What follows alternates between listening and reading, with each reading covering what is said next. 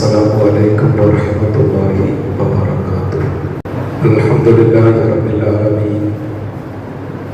الحمد لله وكفى وسلام على عباده الذين اصطفى.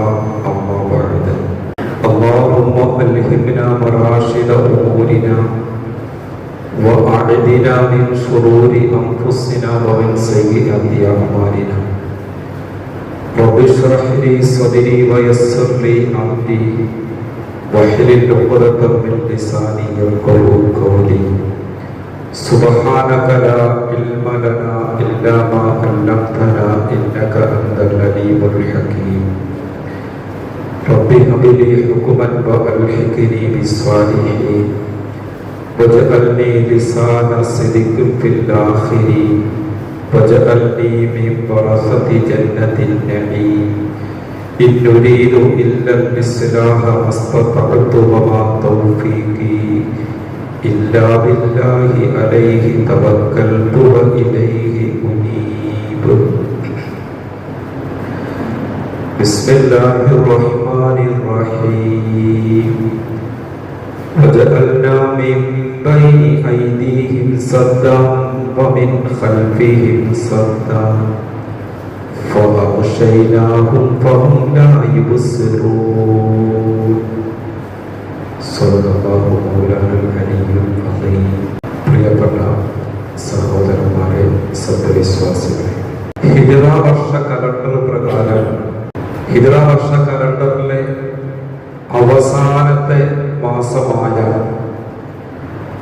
ദുൽഹിജ്ജ മാസം വിട പറഞ്ഞതോടെ, അതായത് ഹിജ്റാത്തം 1446 അവസാനിച്ചതോടെ ഹിജ്റ 1447 പ്രഥമ മാസമായ വിശുദ്ധ മുഹറം മാസത്തിന്റെ പിറവിയോടെ നാം ഒരു പുതിയ വർഷത്തിലേക്ക് പ്രവേശിച്ചിരിക്കുകയാണ്.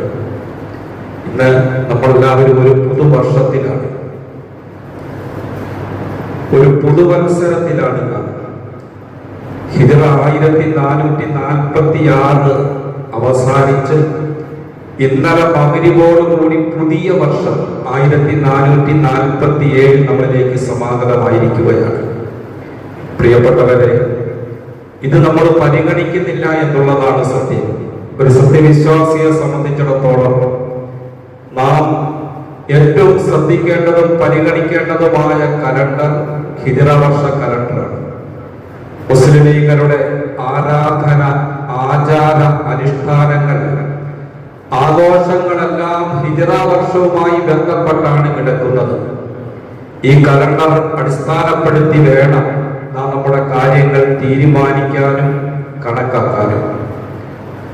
ജനനം, മരണം, വിവാഹം തുടങ്ങി നമ്മുടെ പ്രധാനപ്പെട്ട എല്ലാ കാര്യങ്ങൾക്കും നാം മാനദണ്ഡമാക്കേണ്ടത് ഹിജ്റ വർഷ കലണ്ടറാണ്. ഈ കലണ്ടർ നിലവിൽ വന്നത് BC 622 ജൂലൈ 16 ഇത് ചന്ദ്രന്റെ ഉദയാസ്തമയം പരിഗണിച്ചുകൊണ്ട് കണക്കാക്കപ്പെട്ട ഒരു കലണ്ടറാണ് ഹിജ്രി കലണ്ടർ. ഈ കലണ്ടർ പ്രകാരം ഒരു വർഷം 354 ദിവസം അല്ലെങ്കിൽ 355 ദിവസങ്ങളാണ്. ചില മാസങ്ങൾ 29 ദിവസങ്ങളായിരിക്കും, അല്ലെങ്കിൽ 30 ദിവസങ്ങളായിരിക്കും. ഹിജ്റ കലണ്ടർ പ്രാബല്യത്തിൽ വരുന്നത് ബഹുമാനപ്പെട്ട സയ്യിദ്ന ഉമർ ഇബ്നുൽ ഖത്താബ് റളിയല്ലാഹു തആല അൻഹുവിന്റെ കാലഘട്ടത്തിലാണ്. ഇപ്പോൾ നമ്മുടെ മുമ്പിലുള്ള ഹിജ്രി കലണ്ടർ ബഹുമാനപ്പെട്ട പ്രവാചകർ സല്ലല്ലാഹു അലൈഹി വസല്ലം തങ്ങളുടെ കാലഘട്ടത്തിലോ ഒന്നാം ഖലീഫയായ അബൂബക്കർ സിദ്ദീഖ് റളിയല്ലാഹു അൻഹുവിന്റെ കാലഘട്ടത്തിലോ ഉണ്ടായിരുന്നില്ല. ബഹുമാനപ്പെട്ട ഉമർ റളിയല്ലാഹു അൻഹു ഭരണം നടത്തിയിരുന്ന കാലഘട്ടത്തിലാണ് ഈ കലണ്ടർ വരുന്നത്. പ്രിയപ്പെട്ടവരെ, മഹാനായ ഉമർ റളിയല്ലാഹു തആല അൻഹു അദ്ദേഹം ഒരുപാട് ഭരണ പരിഷ്കാരങ്ങൾ നടപ്പിലാക്കിയ ഒരു ഭരണാധികാരിയായിരുന്നു. അദ്ദേഹത്തിന്റെ ഭരണകാലഘട്ടത്തിൽ ഇസ്ലാമിക മുന്നേറ്റം ശക്തമാണ്. ഒരുപാട് പ്രദേശങ്ങളും ഒരുപാട് രാജ്യങ്ങളും ഇസ്ലാമിന്റെ കീഴിൽ വന്നു. പേർഷ്യ, റോം, കാദസിയ, മദായിൻ, നഹാബത്ത്, മിസ്ർ തുടങ്ങി ഒരുപാട് പ്രദേശങ്ങൾ, അതുപോലെ കിസ്ര, കൈസറൊക്കെ ഉമർ റളിയല്ലാഹു അൻഹുവിന്റെ കാലഘട്ടത്തിൽ അദ്ദേഹത്തിന് കീഴൊടുങ്ങി. ഈ പ്രദേശങ്ങളെല്ലാം, ഈ രാജ്യങ്ങളെല്ലാം ഇസ്ലാമിന്റെ കീഴിൽ വന്നു. അദ്ദേഹത്തിന്റെ ഭരണ കാലഘട്ടത്തിൽ വിശാലമായ ഇസ്ലാമിക രാഷ്ട്രത്തെ ഭരണ സൗകര്യത്തിനായി ഒരുപാട് പ്രദേശങ്ങളിലേക്ക് അദ്ദേഹം ഗവർണർമാരെ നിയമിക്കുകയും പല സ്റ്റേറ്റുകളായി ആ പ്രദേശങ്ങളെ മാറ്റുകയും സൈനിക രജിസ്റ്റർ തയ്യാറാക്കി ഉദ്യോഗസ്ഥർക്ക് പെരുമാറ്റച്ചട്ടം കർശനമാക്കുകയും ഒക്കെ ചെയ്തതായി അദ്ദേഹത്തിന്റെ ഭരണ പരിഷ്കാരങ്ങളെ സംബന്ധിച്ച് വിവരിക്കപ്പെടുന്ന ചരിത്രങ്ങൾ പഠിക്കുമ്പോൾ നമുക്ക് മനസ്സിലാക്കാൻ കഴിയും. ആവശ്യത്തിന് ജഡ്ജിമാരെയും ഉദ്യോഗസ്ഥന്മാരെയും നിയമിച്ച് ഇങ്ങനെ അദ്ദേഹം നടപ്പാക്കിയ ഭരണപരിഷ്കാരങ്ങൾ വളരെ പ്രധാനപ്പെട്ട ഒന്നാണ്. പ്രിയപ്പെട്ടവരെ, ഇസ്ലാമിക കലണ്ടർ. അദ്ദേഹമാണ് വിധവ പെൻഷൻ, വാർദ്ധക്യ പെൻഷൻ ലോകത്താദ്യമായി നടപ്പിലാക്കിയത്. ബഹുമാനപ്പെട്ട ഉമർ ഇബ്നുൽ ഖത്താബ് റളിയല്ലാഹു തആല അൻഹുവാണ്.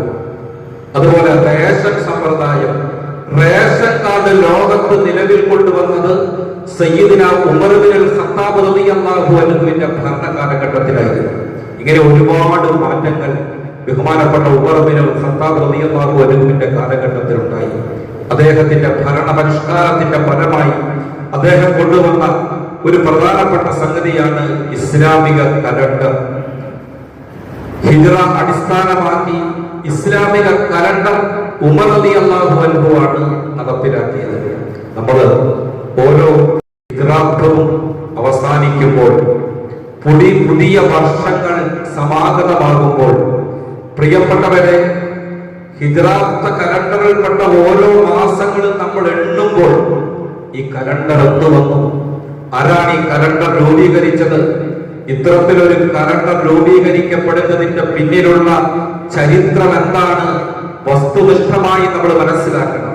വിശാലമായ ഇസ്ലാമിക രാഷ്ട്രത്തിന്റെ ഭരണ സൗകര്യത്തിനായി ഞാൻ പറഞ്ഞല്ലോ, അദ്ദേഹം ധാരാളം ഗവർണർമാരെ നിയമിച്ചു വന്നു. ഇവർക്കെല്ലാം അദ്ദേഹം കത്തുകൾ അയക്കുമായിരുന്നു. ഇന്ന മാസം ഇന്ന കാര്യം തുടങ്ങണം, ഇത്ര മാസം കൊണ്ട് പ്രവർത്തനം അവസാനിപ്പിക്കണം, അതിന്റെ വരവ് ചെലവ് കണക്കുകൾ എന്റെ മുമ്പിൽ സമർപ്പിക്കണം. ഇതിനൊക്കെ ഓരോരോ മാസങ്ങൾ അദ്ദേഹം നിശ്ചയിച്ചിരുന്നു. എന്നാൽ നാം മനസ്സിലാക്കേണ്ടത്, ആ കാലഘട്ടത്തിൽ ഒരു ഏകീകൃത പഞ്ചാംഗം ഇല്ലായിരുന്നു, ഒരു കലണ്ടർ ഇല്ലായിരുന്നു എന്നർത്ഥം. അന്ന് ഒരുപാട് കലണ്ടറുകൾ ഉണ്ടായിരുന്നു. അന്നുണ്ടായിരുന്ന പ്രധാനപ്പെട്ട സംഭവങ്ങളെ ഒക്കെ ആധാരമാക്കി ധാരാളം കലണ്ടറുകളുള്ള ഒരു കാലഘട്ടമായിരുന്നു അന്ന് ഉമർ റളിയല്ലാഹു അൻഹുവിന്റെ കാലഘട്ടം.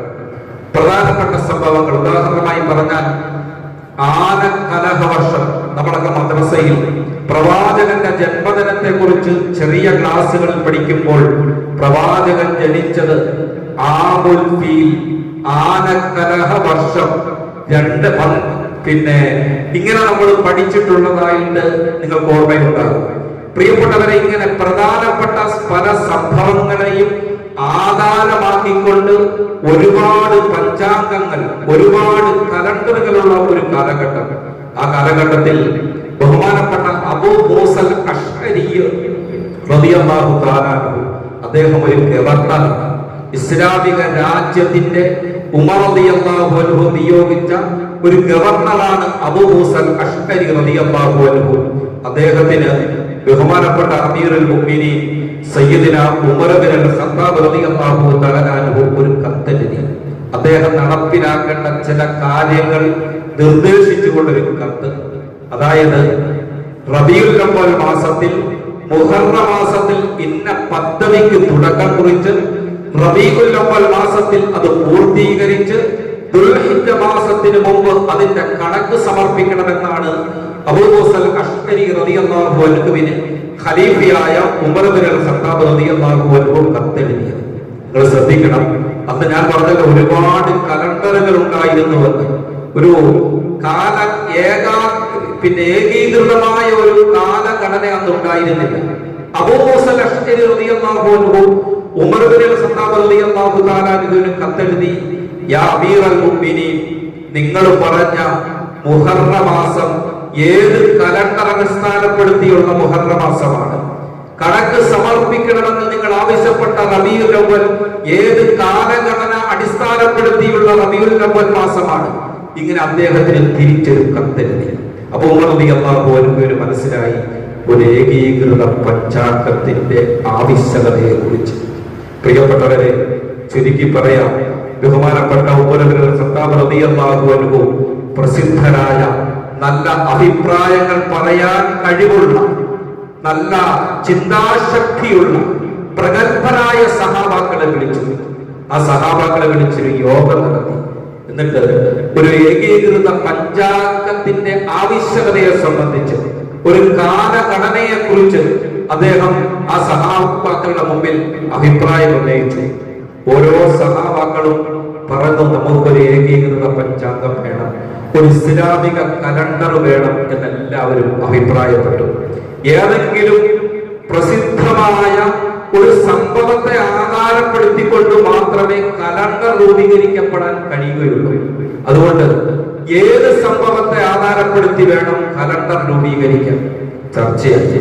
ചില സഹാബാക്കൾ പറഞ്ഞു, പ്രവാചക തിരുമേനിയുടെ ജനനത്തെ ആധാരമാക്കി നമുക്കൊരു കലണ്ടർ രൂപീകരിക്കാം.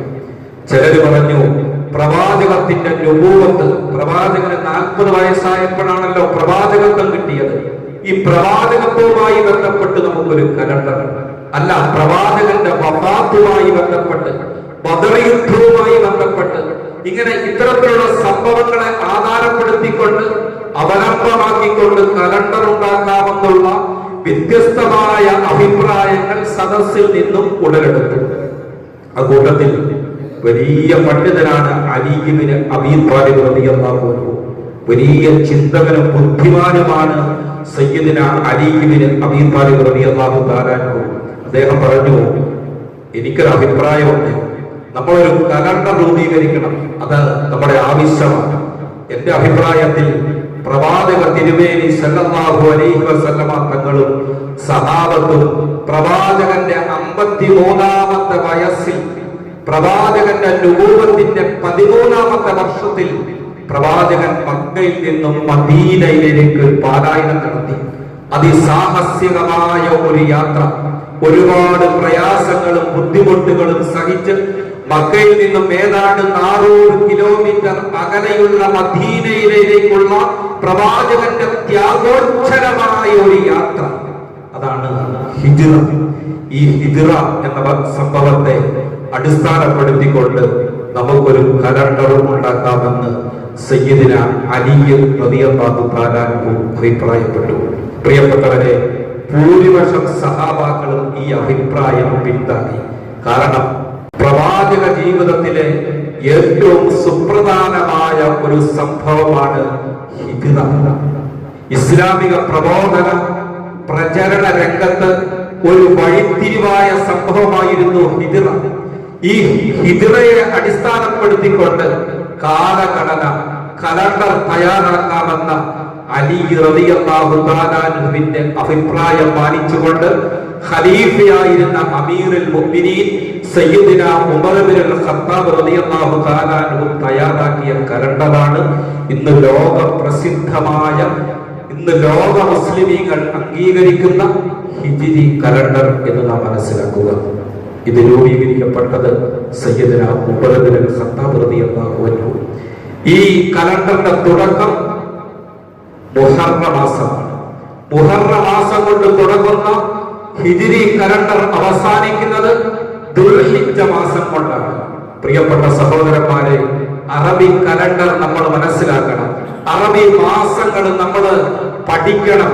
ആ അറബി മാസങ്ങൾ ആധാരപ്പെടുത്തിക്കൊണ്ട് വേണം നമ്മുടെ പ്രധാനപ്പെട്ട കാര്യങ്ങൾ കണക്കാക്കാനും നിശ്ചയിക്കാനും തീരുമാനിക്കാനും. ഒരു കുട്ടി ജനിച്ചാൽ ഗവൺമെന്റിന്റെ തീരുമാനമല്ല, നാം അതിന് പ്രായം കണക്കാക്കേണ്ടത് അറബി മാസം എത്രാം തീയതിയാണ് ആ കുട്ടി ജനിച്ചത്. ഒരു മരണം നടന്നാൽ ആട് തീരുമാനിക്കേണ്ടത് അറബി കലണ്ടർ മാനദണ്ഡമാക്കിക്കൊണ്ടാണ്. മക്കളുടെ വിവാഹം നടക്കുമ്പോൾ നമ്മൾ ഇംഗ്ലീഷ് കലണ്ടർ പരതുന്നതിന് മുമ്പ് നമ്മൾ ആദ്യം തീരുമാനിക്കേണ്ടത് അറബി മാസം ഏതാണ്, ഏത് തീയതി വേണം മകന്റെ മകളുടെ വിവാഹം നടത്താൻ. ഇങ്ങനെ ഹിജ്റ കലണ്ടർ അടിസ്ഥാനപ്പെടുത്തി മാനദണ്ഡമാക്കിക്കൊണ്ട് വേണം എന്റെ പ്രിയപ്പെട്ട സഹോദരന്മാരെ നമ്മൾ നമ്മുടെ കാര്യങ്ങൾ തീരുമാനിക്കാൻ. സത്യത്തിൽ മുസ്ലിം ലീഗുകൾക്ക് ഈ കലണ്ടറുമായി എന്ത് ബന്ധമുണ്ട്? നമ്മൾക്കിന്ന് 2025 അവസാനിച്ച് അടുത്ത ജനുവരിയോടെ 2026 ആരംഭിക്കുമ്പോൾ ലോകത്ത് വലിയ ആഘോഷങ്ങൾ നടക്കും. എല്ലാവരും പറയും 2020 അവസാനിച്ചു, ന്യൂ ഇയർ ആണ്, നാളെ ന്യൂ ഇയർ ആണ്, 2026 പിറക്കാൻ പോവുകയാണ്. പക്ഷേ എന്റെ പ്രിയപ്പെട്ട സഹോദരന്മാരെ, ഹിജ്റ വർഷ കലണ്ടറിലെ 1446 അവസാനിച്ച് 1447 പുതുവത്സരം സമാഗതമായപ്പോൾ ഈ കൂട്ടത്തിൽ എത്ര പേരറിഞ്ഞു ഹിജ്റ അവസാനിച്ചു, ഹിജ്റ വർഷ കലണ്ടർ അവസാനിച്ചു, പുതിയ വർഷം പ്രവേശിച്ചു, ആ വർഷം ഇത്ര ആണ്ടാണ് എന്ന് എത്ര പേർക്ക് അറിയാമായിരുന്നു? നമുക്ക് എത്ര ബന്ധമുണ്ട് ഈ കലണ്ടറുമായിട്ട്? നമ്മൾ ഈ മാസങ്ങൾ കൃത്യമായി പഠിക്കണം. മുഹറം, സഫർ, റബീഉൽ അവ്വൽ, റബീഉൽ ആഖിർ തുടങ്ങി ദുൽഹിജ്ജ വരെ എണ്ണപ്പെടുന്ന 12 മാസം. ഈ മാസം നമ്മൾ കൃത്യമായി പഠിക്കണം. ഓരോ ദിവസവും അറബി തീയതി എത്രയാണെന്ന് നമ്മൾ മനസ്സിലാക്കണം. അതുകൊണ്ട് പ്രിയപ്പെട്ട സഹോദരന്മാരെ, നമുക്ക് അഭേദ്യമായ ബന്ധമുണ്ടാകണം ഈ ഹിജ്റ വർഷ കലണ്ടറുമായി. ഈ ഹിജ്റ വർഷ കലണ്ടർ രൂപീകരിക്കപ്പെടുന്നത് പ്രവാചക തിരുമേനി സല്ലല്ലാഹു അലൈഹി വസല്ലമ തങ്ങളുടെ ഹിജ്റയുമായി ബന്ധപ്പെടുത്തിക്കൊണ്ടാണ്. നമ്മൾ ഈ ഹിജ്റ വർഷ കലണ്ടറിനെ കുറിച്ച് പറയുമ്പോൾ, അല്ലെങ്കിൽ അറബി മാസം പരിഗണിച്ചുകൊണ്ടുള്ള ന്യൂ ഇയറിൽ പുതുവത്സരത്തിൽ നമ്മൾ നിലകൊള്ളുമ്പോൾ, മുഹറം മാസത്തിൽ നമ്മൾ നിലകൊള്ളുമ്പോൾ, പ്രിയപ്പെട്ടവരെ, ഹിജ്റ എന്താണെന്ന് നമ്മൾ അറിയണം. നമ്മൾ ധാരാളം സംഭവങ്ങൾ കേട്ടിട്ടുണ്ട്. ഈ മുഹറം മാസത്തിൽ ഏറ്റവും പ്രധാനമായി ചർച്ച ചെയ്യപ്പെടേണ്ട 2 സംഭവങ്ങളാണ്. ഒന്ന് പ്രവാചക തിരുമേനി സല്ലല്ലാഹു അലൈഹി വസല്ലം തങ്ങളുടെ ഹിജ്റ, 2 മൂസാ നബി അലൈഹിസ്സലാത്തു വസ്സലാമിന്റെ വിജയവും ഫറോവ എന്ന ഏകാധിപതിയും സ്വേച്ഛാധിപതിയുമായ ലോകം കണ്ട ഏറ്റവും വലിയ വൃത്തികെട്ട അക്രമകാരിയായ ഭരണാധികാരിയുടെ അധഃപതനവും. ഇത് രണ്ടും ഈ മാസത്തിൽ ചർച്ച ചെയ്യേണ്ട സംഭവങ്ങളാണ്. പ്രിയപ്പെട്ടവരെ, ഇൻഷാ അല്ലാഹ് ഈ മുഹറം മാസം 9, 10 നോമ്പ് പിറകണ്ടതിന്റെ അടിസ്ഥാനത്തിൽ വരുന്ന ഞായറാഴ്ചയായിരിക്കും മുഹറം മാസം 9ന്റെ നോമ്പ്. വരുന്ന വെള്ളിയാഴ്ച നമുക്ക് ഇൻഷാ അല്ലാഹ് മുഹറം മാസത്തിലെ 9, 10 നോമ്പിനെ സംബന്ധിച്ചും ഫിർഔന്റെ പതനവും ബനൂ ഇസ്രായേലിന്റെ രക്ഷയും മൂസാ നബി അലൈഹിസ്സലാമിന്റെ ഫിർഔനിൽ നിന്നുള്ള വിമോചനവും, ഈ വിഷയം നമുക്ക് വളരെ ലളിതമായി മനസ്സിലാക്കാം. അല്ലാഹു തൗഫീഖ് നൽകി അനുഗ്രഹിക്കുമാറാകട്ടെ. അതുകൊണ്ട് ഹിജ്റയെ കുറിച്ച് നമ്മൾ പറയുമ്പോൾ വളരെ ചുരുങ്ങിയ സമയം കൊണ്ട് നമുക്ക് ഓടിച്ചു പറയാനേ നമുക്ക് പറ്റുള്ളൂ. അതുകൊണ്ട് തന്നെ പ്രിയപ്പെട്ട സഹോദരന്മാരെ, പ്രാദേശിക തലത്തിൽ നിന്നും പരിശുദ്ധമായ ഇസ്ലാം ആഗോള വിശാലതയിലേക്ക് ഇസ്ലാം വ്യാപിച്ചത് ഹിജ്റ എന്ന സംഭവത്തിലൂടെയാണ്. അടിച്ചമർത്തലുകളിൽ നിന്നും തിരിച്ചടിക്കുന്നതിലേക്ക് പരിശുദ്ധമായ ഇസ്ലാം കരുത്താർജിച്ചത് ഹിജ്റ എന്ന സംഭവത്തിലൂടെയാണ്. ആദർശ സംരക്ഷണത്തിനായി ഇസ്ലാമിന്റെ പ്രബോധന പ്രവർത്തനങ്ങൾക്കായി നബിയും സഹാബത്തും 400-ൽ പരം കിലോമീറ്റർ അകലെയുള്ള യഥ്രിബിലേക്ക്, ഇന്നത് മദീനയാണ്. യഥ്രിബ് എന്ന് പറഞ്ഞാൽ ഒരു ഗ്രാമപ്രദേശമാണ്. കൃഷിക്കാരാണ് ആ നാട്ടിലുണ്ടായിരുന്നത്. ഇത്ര പ്രസക്തിയുള്ള പ്രശസ്തമായ ഒരു നാടായിരുന്നില്ല മദീന. അന്ന് യഥ്രിബ് എന്നാണ് ആ നാട് അറിയപ്പെട്ടത്.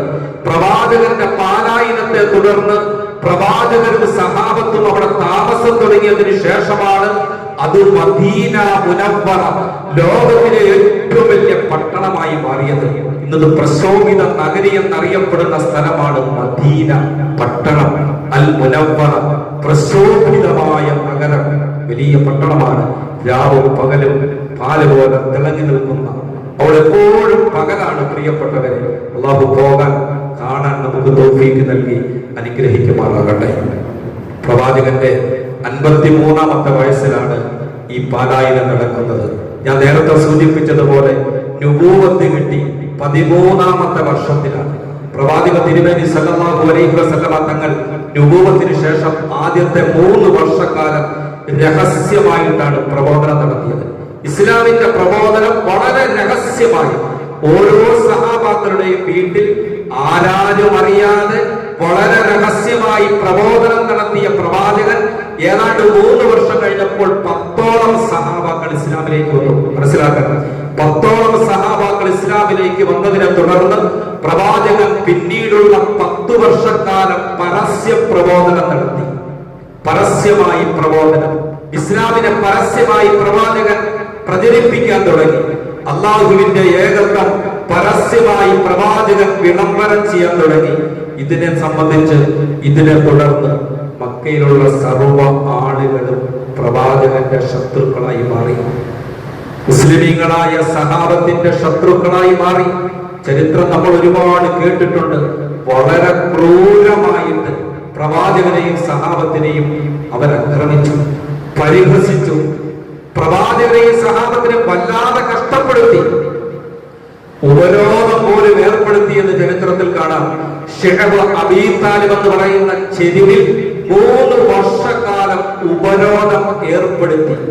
വിശപ്പ് ആയുധമാക്കിക്കൊണ്ട് ഇന്ന് ഗസയിലെ കുഞ്ഞുങ്ങളെ ഇസ്രായേൽ വിശപ്പ് ആയുധമാക്കിക്കൊണ്ട് കൊന്നു കളയുന്നത് പോലെ പ്രിയപ്പെട്ടവരെ, അന്ന് മക്ക കുഫാറുകൾ നബിയെയും സഹാബത്തിനെയും വിശപ്പ് ആയുധമാക്കിക്കൊണ്ട് ശിഅബ് അബീ താലിബിൽ ഉപരോധം ഏർപ്പെടുത്തി. കഴിക്കാൻ ഭക്ഷണമില്ല, കുടിക്കാൻ വെള്ളമില്ല, പച്ചില പറിച്ച് ഭക്ഷിച്ചു പ്രവാചകനും സഹാബത്തും. ചരിത്രത്തിൽ കാണാം, ആട് കാഷ്ടിക്കുന്നത് പോലെ ആയിരുന്നു അവർ കാഷ്ടിച്ചിരുന്നത്. പച്ചിലയും പച്ചവെള്ളവും തിന്ന് 3 വർഷക്കാലം ശിഅബ് അബീ താലിബിൽ ഉപരോധം ഏർപ്പെടുത്തപ്പെട്ട പ്രവാചകൻ. ഇങ്ങനെ എത്രയോ ത്യാഗങ്ങളാണ് പ്രിയപ്പെട്ടവരെ മുസ്ലിമീങ്ങൾ പ്രവാചകനും സഹാബത്തും അനുഭവിച്ചത്. അവസാനം പ്രവാചകൻ ശത്രുക്കളുടെ അക്രമം അസഹനീയമായപ്പോൾ സഹാബത്തിനോട് പറഞ്ഞു, നിങ്ങൾ മക്കയിൽ നിൽക്കേണ്ട സഹാബത്തെ നിങ്ങൾ മദീനയിലേക്ക് പാലായനം ചെയ്തോളാം. ഇവിടെ നിൽക്കണ്ട, മദീനയിലേക്ക് നിങ്ങൾ പാലായനം ചെയ്തോളൂ. സഹാബത്ത് ഒറ്റയ്ക്ക് കൂട്ടായും കുടുംബസമേതവും ഒക്കെ മക്ക വിട്ട് മദീനയിലേക്ക് പാലായനം ചെയ്യാൻ തുടങ്ങി. മക്കയിലുണ്ടായിരുന്ന മുസ്ലിമീങ്ങളുടെ വീടുകൾ അടയ്ക്കപ്പെട്ടു. മുസ്ലിമീങ്ങൾ ഇല്ലാത്തത് കൊണ്ട് തന്നെ മക്കയിലുള്ള കട കമ്പോളങ്ങൾ വിജനമായി പോയി. അവസാനം മക്ക കുഫാറുകൾക്ക് മനസ്സിലായി, പ്രവാചകനും മുഹമ്മദ് നബി സല്ലല്ലാഹു അലൈഹി വസല്ലം ഇവിടുന്ന് പാലായനം ചെയ്യും. മുഹമ്മദ് നബി പാലായനം ചെയ്താൽ ഇത് അപകടമാണ്. അദ്ദേഹം ഏത് നാട്ടിൽ പോകുന്നോ ആ നാട്ടിലുള്ള ആളുകൾ അദ്ദേഹത്തിൽ ആകൃഷ്ടരാകും. അദ്ദേഹം പ്രബോധനം ചെയ്യുന്ന ഇസ്ലാമിലേക്ക് ആളുകൾ കൂടും. മറ്റൊരു സന്ദർഭത്തിൽ വൻശക്തിയോടുകൂടി മുഹമ്മദ് തിരിച്ചു വന്ന് ഈ മക്കയിൽ നമുക്കെതിരെ യുദ്ധം ചെയ്യും. അതുകൊണ്ട് മുഹമ്മദിനെ പാലായനം ചെയ്യാൻ അനുവദിച്ചുകൂടാ. മുഹമ്മദിനെ പാലായനം ചെയ്യാൻ അത് അനുവദിച്ചുകൂടാ. ഗൂഢമായ ശ്രമം നടത്തി, ആ ചർച്ചകൾ നടത്തി. പ്രിയപ്പെട്ടവരെ, അങ്ങനെ ഖുറൈശികൾ ദാറുൽ നദ്വ എന്ന് പറയുന്ന സ്ഥലത്ത് അവര് യോഗം കൂടി. നിങ്ങൾ ശ്രദ്ധിച്ചിരിക്കണം, ദാറുൽ നദ്വയിൽ യോഗം കൂടി. ഇന്നത് ദാറുൽ നദ്വ എന്ന് പറയുന്ന പ്രദേശങ്ങളൊക്കെ ഇന്ന് മക്കയിലെ ബാത്റൂമുകളും കുളിപ്പരകളുമാക്കപ്പെട്ടിരിക്കുന്നു എന്ന് മനസ്സിലാക്കാൻ കഴിഞ്ഞിട്ടുണ്ട്. അപ്പൊ ദാറുൽ നദ്വ അവരുടെ കൂടിയാലോചന യോഗം നടക്കുന്ന സ്ഥലമാണ് ദാറുൽ നദ്വ. ഈ ദാറുൽ നദ്വയിൽ പ്രമുഖ വ്യക്തിത്വങ്ങൾ, അവരുടെ നേതാക്കന്മാർ, അവരുടെ കാരണവന്മാർ ഒരുമിച്ച് കൂടി പ്രവാചകനെതിരെ യോഗം നടത്തുകയാണ്. പ്രവാചകൻ ഇങ്ങനെ വിട്ടിട്ട് കാര്യമില്ല. പ്രവാചകനെ ഹിജ്റയ്ക്ക് അനുവദിച്ചുകൂടാ. പാലായനം ചെയ്യാതെ മുഹമ്മദിനെ പിടിച്ചു നിർത്തണം. ഇതായിരുന്നു അവരുടെ അജണ്ട. പ്രിയപ്പെട്ട സഹോദരന്മാരെ, ഇങ്ങനെ ദാറുൽ നദ്വയിൽ യോഗം കൂടിക്കൊണ്ടിരിക്കുന്ന സമയത്ത്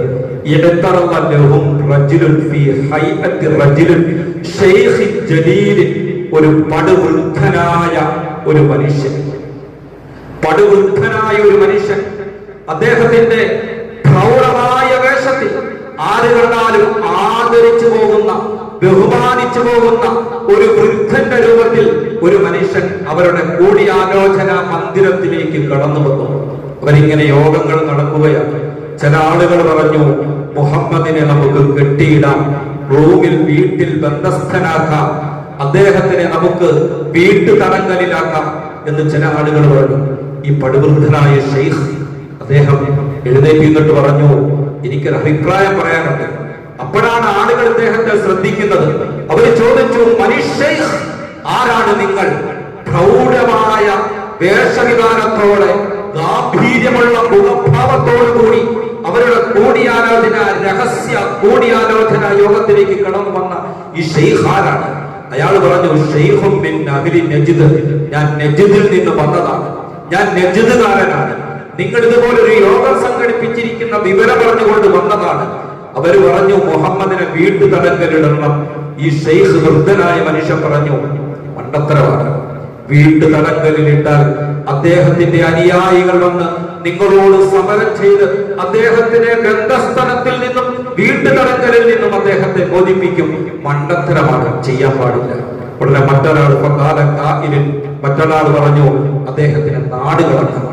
അദ്ദേഹം പറഞ്ഞു, ഈ ഷെയ്ഖ് പറഞ്ഞു, എല്ലാ അഭിപ്രായങ്ങളും ഖണ്ഡിക്കുകയാണ് ഈ ഷെയ്ഖ്. ഈ ഷെയ്ഖ് ആരാണെന്ന് ഞാൻ പറയാം പ്രിയപ്പെട്ടവരെ. ഈ ഷെയ്ഖ് പറഞ്ഞു, വൃദ്ധം പറഞ്ഞു, മണ്ടത്തരമാണ്, എനിക്കതിനോട് യോജിപ്പില്ല, ഞാൻ ആ അഭിപ്രായം സ്വീകരിക്കുന്നില്ല.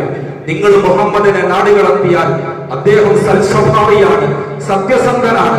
അദ്ദേഹം മറ്റൊരു നാട്ടിൽ പോയി അദ്ദേഹത്തിന്റെ സത്യസന്ധതയും അദ്ദേഹത്തിന്റെ സരളമായ സംസാര ശൈലിയും അദ്ദേഹത്തിന്റെ വശ്യസുന്ദരമായ സംസാരത്തിലൊക്കെ ആകൃഷ്ടനായി ആളുകൾ അദ്ദേഹത്തിന്റെ ചുറ്റിനും കൂടും. അദ്ദേഹം പ്രബോധനം ചെയ്യുന്ന പ്രസ്ഥാനം വളരും. നാളെ നിങ്ങൾക്കെതിരെ അദ്ദേഹം സംഘടിക്കും.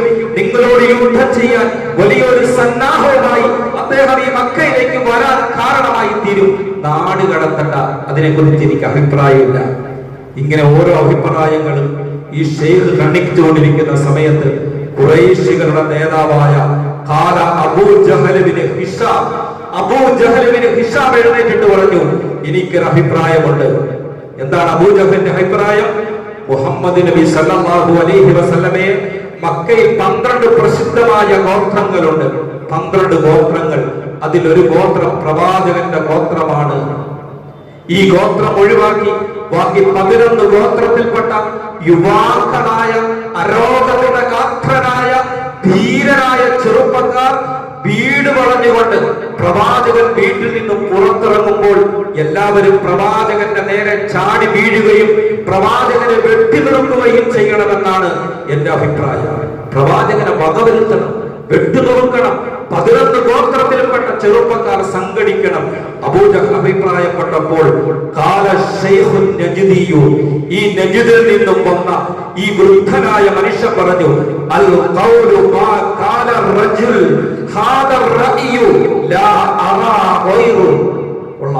ഇടുക്കൻ അബൂ ജഹലിന്റെ തോളിൽ തട്ടിയിട്ട് അബൂ ജഹലിനെ അഭിനന്ദനങ്ങൾ അറിയിച്ചിട്ട് പറഞ്ഞു, നല്ല അഭിപ്രായം, നല്ല അഭിപ്രായം, എനിക്ക് സന്തോഷമായി. ഈ ഒരു അഭിപ്രായം മാത്രമാണ് എനിക്ക് സ്വീകാര്യമായിട്ടുള്ളത്. അങ്ങനെ പ്രിയപ്പെട്ടവരെ, പ്രവാചക തിരുമേനി സല്ലല്ലാഹു അലൈഹി വസല്ലമ തങ്ങളെ ഈ പറഞ്ഞതുപോലെ ഓരോ ഗോത്രത്തിൽപ്പെട്ട ചെറുപ്പക്കാരും ഊർച്ചയേറിയ വാളുമേന്തി പ്രവാചകന്റെ വീട് വളഞ്ഞ് പ്രവാചകൻ പ്രഭാത നമസ്കാരത്തിന് വേണ്ടി പള്ളിയിലേക്ക് പുറപ്പെടുന്ന സന്ദർഭത്തിൽ പ്രവാചകന്റെ നേരെ ചാടി വീണ് പ്രവാചകനെ വകവരുത്തുവാൻ യോഗം തീരുമാനിച്ചു. ഈ തീരുമാനം അല്ലാഹു സുബ്ഹാനഹു വ തആല ജിബ്രീൽ അലൈഹിസ്സലാം മുഖാന്തരം ഹബീബായ പ്രവാചക പ്രഭു മുഹമ്മദുർ റസൂലുള്ളാഹി സല്ലല്ലാഹു അലൈഹി വസല്ലം തങ്ങളെ അറിയിച്ചു, ഇത് യംകുറു ബികല്ലദീന കഫറൂ ലിയുസബ്ബിതൂക ഔ യഖ്തുലൂക ഔ യുഖ്രിജൂക വയംകുറൂന വയംകുറല്ലാഹ് വല്ലാഹു ഖൈറുൽ മാകിരീൻ. ഇതാണ് ഇത് യംകുറു ബികല്ലദീന കഫറൂ. ഈ സത്യനിഷേധികൾ, ഈ അവിശ്വാസികൾ, ഈ മക്കാ മുശ്രിക്കുകൾ, അവര് പ്രവാചകരെ താങ്കൾക്കെതിരെ ചതിപ്രയോഗം നടത്തുകയാണ്. എന്താണ് അവരുടെ ചതി? താങ്കളെ വീട്ടു തടങ്കലിലാക്കണം, അല്ലെങ്കിൽ താങ്കളെ നാട് കടത്തണം, അല്ലെങ്കിൽ താങ്കളെ പതിച്ചു കളയണം. ഇതൊക്കെയാണ് അവര് ആസൂത്രിതമായി തീരുമാനിച്ചിരിക്കുന്നത്. ഈ തീരുമാനം പ്രവാചക തിരുമേനി സല്ലല്ലാഹു അലൈഹി വസല്ലമ തങ്ങളെ ജിബ്രീൽ അലൈഹിസ്സലാം മുഖാന്തരം അല്ലാഹു സുബ്ഹാനഹു വ തആല അറിയിച്ചു. പ്രിയപ്പെട്ടവരെ, ഇതിനെ തുടർന്ന് മഹാനായ സയ്യിദുനാ റസൂലുള്ളാഹി സല്ലല്ലാഹു അലൈഹി വസല്ലം മക്ക വിട്ട് മദീനയിലേക്ക് പലായനം ചെയ്യാൻ പോവുകയാണ്. ഈ സംഭവത്തെ തുടർന്നാണ് പ്രവാചകൻ മക്കയിൽ നിന്നും മദീനയിലേക്ക് ഹിജ്റ പോയത്. അങ്ങനെ ഇവർ വീട് പണയാൻ പ്ലാൻ ചെയ്ത രാത്രിയിൽ അലി റളിയല്ലാഹു തആല അൻഹുവിനെ മക്കക്കാർ പ്രവാചകനെ സൂക്ഷിക്കാൻ ഏൽപ്പിച്ച സൂക്ഷിപ്പ് മുതലുകൾ, ദിർഹമുകളും ദീനാറുകളും മറ്റു സൂക്ഷിപ്പ് മുതലുകളും അലി റളിയല്ലാഹു അൻഹുവിനെ ചുമതലപ്പെടുത്തി. പ്രവാചകന്റെ കിടക്കയിൽ പ്രവാചകൻ പുതച്ചുകൊണ്ടിരുന്ന ഒരു പച്ച പുതപ്പ് പുതപ്പിച്ച് അലി റളിയല്ലാഹു അൻഹുവിനെ പ്രവാചകന്റെ കിടക്കയിൽ പ്രവാചകൻ കിടത്തി. മക്കയിലേക്ക് മദീനയിലേക്ക് പോകാനുള്ള എല്ലാ ഏർപ്പാടുകളും പ്രവാചകൻ നടത്തുകയാണ്. അവസാനം ശത്രുക്കൾ പ്രവാചകന്റെ വീട് വളഞ്ഞപ്പോൾ, പ്രവാചകനെ വധിക്കുന്നതിന് വേണ്ടി പ്രവാചകന്റെ വീട് വളഞ്ഞപ്പോൾ, പ്രിയപ്പെട്ടവരെ, പ്രവാചക തിരുമേനി സല്ലല്ലാഹു അലൈഹി വസല്ലമ തങ്ങൾ സൂറത്ത് യാസീനും 9 ആയത്ത് വരെ പാരായണം ചെയ്തുകൊണ്ട് വജഅൽനാ പ്രസദ്ദിഖിൻ വജഅൽനാ മിൻ ബൈനി ഐദീഹിം സദ്ദൻ വമിൻ ഖൽഫിഹിം സദ്ദൻ ഫഅശൈനാഹും ഫഹും ലാ യുബ്സിറൂൻ. ഈ ആയത്ത് വരെ പ്രവാചകൻ പാരായണം ചെയ്തു. മുമ്പിലും പിമ്പിലും നബിയെ ഞാൻ അവർക്കിടയിൽ ഒരു മറ സൃഷ്ടിച്ചു, അങ്ങനെ അവരെ നാം ആകെ മൂടി. ഈ അർത്ഥം വരുന്ന ആയത്തോതിക്കൊണ്ട് പ്രവാചക തിരുമേനി ഒരു പിടി മണ്ണ് വാരി തങ്ങളെ വെട്ടുന്നതിന് വേണ്ടി തക്കം പാത്തു നിൽക്കുന്ന മക്ക കുഫാറുകൾ, ഖുറൈശി ചെറുപ്പക്കാരുടെ ഇടയിലൂടെ പ്രവാചകൻ ഇറങ്ങിപ്പോവുകയാണ്. ഒരു പിടി മണ്ണ് വാരി അവരുടെ മുഖത്തേക്ക് വലിച്ചെറിഞ്ഞു, വിതറി. ഫഹും ലാ യുബ്സിറൂൻ. അവരുടെ കാഴ്ചശക്തി നഷ്ടപ്പെട്ടു പോയി. അവർ ഉറക്കത്തിൽ ആണ്ടുപോയി, ബോധം കെട്ടുപോയി. അവരുടെ ഇടയിലൂടെ പ്രവാചക തിരുമേനി അബൂബക്കർ സിദ്ദീഖ് റളിയല്ലാഹു അൻഹുവിന്റെ വീട്ടിലേക്ക് പോയി. അബൂബക്കർ സിദ്ദീഖ് റളിയല്ലാഹു അൻഹു തന്റെ മകൻ അബ്ദുള്ളയെ കൂട്ടി സൗർ ഗുഹയിലേക്ക് പോവുകയാണ്. പ്രിയപ്പെട്ടവരെ, അങ്ങനെ പ്രവാചക തിരുമേനി സല്ലല്ലാഹു അലൈഹി വസല്ലമ തങ്ങൾ അബൂബക്കർ സിദ്ദീഖ് റളിയല്ലാഹു അൻഹുവിനോടൊപ്പം അദ്ദേഹത്തിന്റെ മകൻ അബ്ദുള്ളയെ കൂട്ടി 6 സൗർ ഗുഹയിലേക്ക് പോവുകയാണ്. അങ്ങനെ ഗുഹയിലെത്തി. ഈ യാത്രയിലൊക്കെ വളരെ ആസൂത്രിതമാണ്. ഇത് ഒളിച്ചോട്ടമല്ല, വളരെ ആസൂത്രിതമായ ആലോചനകൾക്ക് ശേഷം എടുത്ത തീരുമാനമാണ്. പ്രിയപ്പെട്ടവരെ, പ്രവാചകൻ അബൂബക്കർ സിദ്ദീഖ് റളിയല്ലാഹു അൻഹു പോകുന്ന ഒട്ടകം, ആ ഒട്ടകത്തിന്റെ കാൽപ്പാടുകൾ, ഒട്ടക കുളമ്പടയാളങ്ങൾ മായ്ച്ചു കളയുവാൻ ആദരന്ന ആട്ടിടയനെ അബൂബക്കർ സിദ്ദീഖ് റളിയല്ലാഹു അൻഹു ചുമതലപ്പെടുത്തി. ശ്രദ്ധിക്കണം, ഒട്ടകങ്ങൾ പോകുമ്പോൾ മരുഭൂമിയാണ്, അതിന്റെ കാല് പതിയും. ആ കാൽപ്പാടുകൾ മായ്ച്ചു കളയാൻ വേണ്ടി ആമിറുബ്നു ഫിഖ്ർ എന്ന് പറയുന്ന തന്റെ ആടുകളെ മേയ്ക്കുന്ന ആട്ടിടയനോട് പറഞ്ഞു, ഞങ്ങളുടെ പിന്നാലെ ആടുകളെ മേയ്ച്ചോണ്ട് വരണം, ആടുകൾ ചവിട്ടി ഒട്ടകത്തിന്റെ പാട് മായ്ഞ്ഞോളൂ. ഞങ്ങൾ സൗർ ഗുഹയിൽ എത്തിക്കഴിഞ്ഞാൽ അബൂബക്കർ സിദ്ദീഖ് റളിയല്ലാഹു അൻഹു മകൻ അബ്ദുള്ളയോട് പറഞ്ഞു, നിങ്ങൾ മക്കയിലേക്ക് ഒട്ടകത്തെ മേയ്ച്ചോണ്ട് വരണം, ഒട്ടകത്തെയുമായി വന്ന് മക്കയിലെ വിവരങ്ങൾ ഞങ്ങൾക്ക് എത്തിച്ചു തരണം. അസ്മാ റളിയല്ലാഹു അൻഹ അബൂബക്കർ സിദ്ദീഖ് റളിയല്ലാഹു അൻഹയുടെ മകളാണ്. അസ്മായോട് പറഞ്ഞു, ഞങ്ങൾക്ക് നീ ഭക്ഷണം കൊണ്ട് തരണം. സർവ്വ ഏർപ്പാടുകളും ചെയ്ത് പ്രിയപ്പെട്ടവരെ 6 സൗർ ഗുഹയിലേക്ക് പ്രവാചക തിരുമേനി സല്ലല്ലാഹു അലൈഹി വസല്ലമ തങ്ങളും അബൂബക്കർ സിദ്ദീഖ് റളിയല്ലാഹു അൻഹു ഒരു പ്രഭാത സമയത്ത് എത്തിച്ചേർന്നു. പ്രഭാതമായി പ്രവാചകൻ ഉണരുന്നത് കാത്തുകൊണ്ട് ഓടിപ്പിടിച്ച വാളുമായി വില്ലാളി വീരന്മാരായ മക്കയിലെ ശൂരം അക്രമികളായ ചെറുപ്പക്കാർ വീട് പറഞ്ഞു നിൽക്കുകയാണ് പ്രവാചകന്റെ കടക്കയിൽ നിന്നും അലി ഇബ്നു അബീ താലിബ് റളിയല്ലാഹു അൻഹു എഴുന്നേറ്റ് വരുമ്പോൾ അവർ ലഭ്യരായി. ഒച്ചുള്ള ഭാഷ പറഞ്ഞവർ നാണം കെട്ടുപോയി. ഉടൻ തന്നെ ഗോത്ര നേതാക്കന്മാർക്ക് വിവരം അറിയിച്ചു. അങ്ങനെ ശുഭിതരായ നേതാക്കന്മാർ 4 ഭാഗത്തേക്കും പ്രവാചകനെ അന്വേഷിക്കുന്നതിന് വേണ്ടി ആളുകളെ നിയോഗിച്ചു. പ്രിയപ്പെട്ടവരെ, 100 ഒട്ടകങ്ങൾ ഇനാം പ്രഖ്യാപിച്ചു. ഒട്ടകങ്ങൾ സമ്മാനമായി വാങ്ങാനുള്ള ആവേശത്തോടെ മക്കയുടെ 4 പാടും, കാടും മേടും കുന്നും ചെരുവും എല്ലാം പരതി നോക്കി പ്രവാചക തിരുമേനി സല്ലല്ലാഹു അലൈഹി വസല്ലമ തങ്ങളെ അന്വേഷിച്ച് അവസാനം അവർ സൗർ ഗുഹയുടെ മുഖത്തെത്തി. ആലോചിക്കണം നിങ്ങൾ, സൗർ ഗുഹയുടെ മുഖത്തെത്തി. അബൂബക്കർ സിദ്ദീഖ് റളിയല്ലാഹു അൻഹുവിനെ കിടുകിടാ വിറച്ചു. അദ്ദേഹം ഒരു പാവ സഹാബിയാണ്. അത്ര ധൈര്യമുള്ള സഹാബിയൊന്നുമല്ല. ഉമർ റളിയല്ലാഹു അൻഹുവിനെ പോലെ ധീരനൊന്നുമല്ല. ശാന്തനായ വളരെ പാപമായ ഒരു സഹാബിയാണ് അബൂബക്കർ സിദ്ദീഖ് റളിയല്ലാഹു അൻഹു. അബൂബക്കർ റളിയല്ലാഹു അൻഹു അദ്ദേഹത്തിന്റെ ശബ്ദമിടറി പ്രവാചകനോട് പറഞ്ഞു, നബിയേ, ശത്രുക്കൾ, അതാ ശത്രുക്കളുടെ കാലടി ശബ്ദം ഞാൻ കേൾക്കുന്നുണ്ട്, അവരുടെ കാൽ പെരുമാറ്റങ്ങൾ ഞാൻ കാണുന്നുണ്ട്. പ്രവാചക തിരുമേനിയെ, അല്ലാഹുവിന്റെ റസൂലെ, അവർ ഞങ്ങളെ വകവരുത്തി നബിയെ, നമ്മളെ വകവരുത്തും. അല്ലാഹുവിന്റെ പ്രവാചകൻ പറഞ്ഞു, ഇത് ഹുമാ ഫിൽ ആർ ഇത് യഖൂലു ലിസാഹിബിഹി ലാ തഹ്സൻ. അബൂബക്കർ, എന്തിനാ പേടിക്കുന്നത്? എന്തിനാണ് ഈ വിറയ്ക്കുന്നത്? അബൂബക്കർ, നിന്റെ ശബ്ദം ഇടറുന്നുണ്ടല്ലോ, ധൈര്യം സംഭരിക്കുക അബൂബക്കർ. ഇന്നല്ലാഹ മാന, അല്ലാഹ് നമ്മോടൊപ്പമില്ലേ? അല്ലാഹ് നമ്മോടൊപ്പമില്ലേ? ശത്രുക്കളെ പരാജയപ്പെടുത്താൻ, അവരുടെ ചതികളെ പരാജയപ്പെടുത്താൻ ശക്തനായ അല്ലാഹു, ഇന്നല്ലാഹ മാന, അല്ലാഹ് ഇല്ല നമ്മുടെ കൂട്ടത്തിൽ. ഫഅൻസലല്ലാഹു സകീനതഹു അലൈഹി. പ്രവാചക തിരുമേനി സല്ലല്ലാഹു അലൈഹി വസല്ലമ തങ്ങൾക്കും അബൂബക്കർ റളിയല്ലാഹു അൻഹു സമാധാനം ഇറക്കി. അവർക്ക് കാണാൻ കഴിയാത്ത, ശത്രുക്കൾക്ക് കാണാൻ കഴിയാത്ത മലക്കുകളെ കൊണ്ട്, ആ മലക്കുകളാകുന്ന പട്ടാള കൂട്ടത്തെ കൊണ്ട് രണ്ടുപേരേക്കും പിൻബലം കൊടുത്തു. ഞാൻ പെട്ടെന്ന് അവസാനിപ്പിക്കുകയാണ്. അങ്ങനെ 3-ാം ദിവസം സൗർ ഗുഹയിൽ നിന്നും പ്രവാചകൻ മദീനയിലേക്ക് പലായനം ചെയ്തു.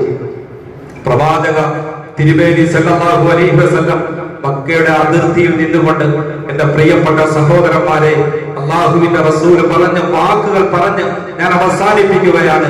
ഒരിക്കലും പ്രവാചകന്റെ ജന്മനാടായ മക്ക വിട്ടു പോകാൻ പ്രവാചകന് ഒരിക്കലും താല്പര്യം ഉണ്ടായിരുന്നില്ല.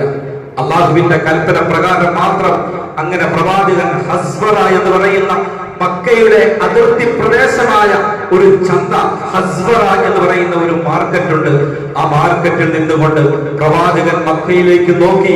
വല്ലാഹി ഇന്നക ലഖൈറു അർളില്ലാഹ്. പ്രവാചകൻ പറഞ്ഞു, മക്കേ, നീ എത്ര അനുഗ്രഹീതമായ നാട്.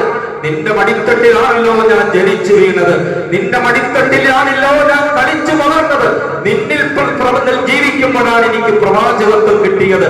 മക്കേ, ലഖൈറു അർളില്ലാഹ്, നീ എത്ര ഖൈറായ ഭൂമിയാണ്. അല്ലാഹുവിന് ഏറ്റവും ഇഷ്ടപ്പെട്ട ഭൂമിയാണ് മക്കയെ.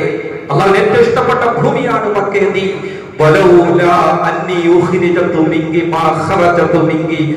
ഈ ശത്രുക്കൾ എന്നെ ഇവിടുന്ന് പുറത്താക്കിയില്ലായിരുന്നുവെങ്കിൽ മക്കേ, നിന്നെ വിട്ട് ഞാൻ പോകുകയില്ലായിരുന്നുവെന്ന് നബി തിരുമേനി സല്ലല്ലാഹു അലൈഹി വസല്ലം വിതുമ്പി കരഞ്ഞു.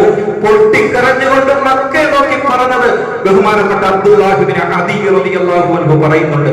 അങ്ങനെ അവസാനം പ്രിയപ്പെട്ടവരെ, 12 ദിവസം പ്രവാചകൻ നടന്നു, രാവും പകലും നടന്നു. 4400 കിലോമീറ്റർ പ്രവാചകൻ താണ്ടി മദീനയിലെത്തി.